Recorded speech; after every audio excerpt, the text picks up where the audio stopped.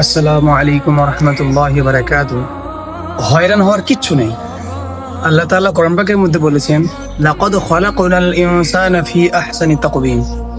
আমি প্রত্যেকটা মানুষ খুব সুন্দর গঠন নিয়ে তৈরি করেছি।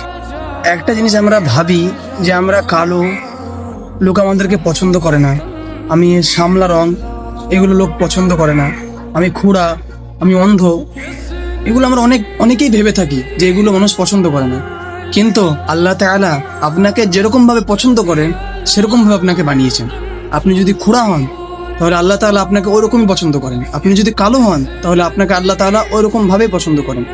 যে কোনো জিনিস আল্লাহ তাআলা কিন্তু পছন্দ হিসাবে বানিয়েছেন। এটা আফসোস করার কিচ্ছু নেই। তো নিশ্চয় আমরা বুঝতে পেরেছি যে এটা হলো এক ধরনের আল্লাহ তাআলার নিয়ামত। আমাদেরকে শুকরিয়া আদায় করা দরকার।